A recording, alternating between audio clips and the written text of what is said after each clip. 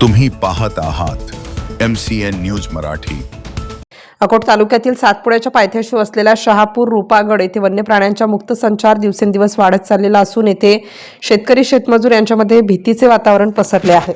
या परिसरात आतापर्यंत सलग एका पाठोपाठ 3-4 घटना घडल्या आहेत। अशातच 28 डिसेंबरच्या सकाळी 9 वाजताच्या सुमारास हुसेन मैताब सुरतने राहणार जितापूर वय 48 वर्ष या भील गावठाण येथे लागूनच असलेल्या शेतशिवारात कामाला जात असताना वाघाने अचानक त्यांच्यावर हल्ला चढवल्याची घटना घडली। यामध्ये त्यांना हाताला पायाला व तोंडावर जखमा झाल्या आहेत। वन्य प्राण्याने हल्ला चढवल्याची माहिती मिळताच पोपटखेड येथील एकलव्य बचाव पथकाचे प्रमुख पांडुरंग तायडे व त्यांच्या सहकाऱ्यांनी ताबडतोब धाव घेत त्यांना ग्रामीण रुग्णालय अकोट येथे आणले व त्यांच्यावर उपचार केले।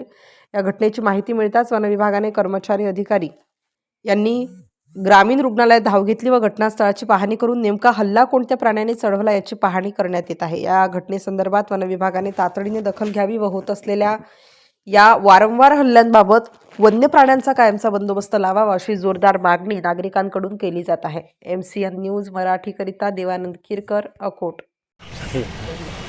मी दिनेश नंदेश्वर, वनपरिक्षेत्र अधिकारी नालाळा। आज झालेल्या घटनेबद्दल मी रुग्णाची पाहणी करायला आलेलो आहे।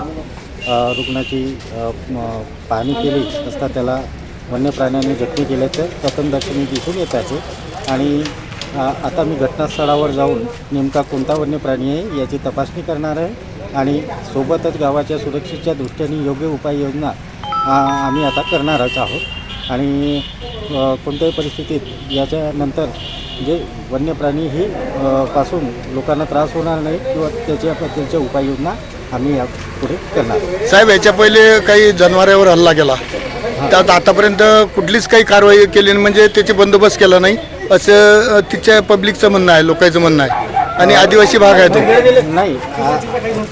आतापर्यंत शासनाने जे काही प्रयत्न केलेले आहेत मला येऊन आता 2 ते 3 दिवस झालेले आहेत आणि यापुढील ज्या योजना आहेत उपाययोजना आहेत ते मी करण्याचा पूर्णपणे प्रयत्न करीन आणि लोकांना योग्य ती मदत पुरविण्याचा मी पूर्ण प्रयत्न करेन।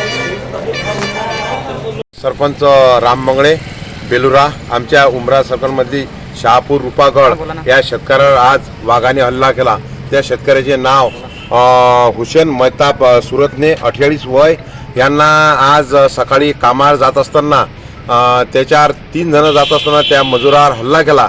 आज 15 दिवसापासून आम्ही 4 दिवसा पहिले मी पत्र दिलं मॅडमला की मॅडम म्हणतात आम्हाला दिसत नाही असं। हे 8-10 दिवसापासून शेतकरी व शेतमजूर टोटल कोणी जायच्या शेतीमध्ये मानसिकता नाही राहिली, कारण की कोणाचा कधी हल्ला आहे कधी मरण पावीन, कारण की कोणी याच्यावर दुर्लक्ष करत आहे। आपले अकोटचे चालू आमदार तर लक्ष देत नाहीत, फक्त नावाले येत आहेत। ते माझं एकच धोरण आहे की बा तुम्ही या गोरगरिबावर थोडंफार लक्ष द्या।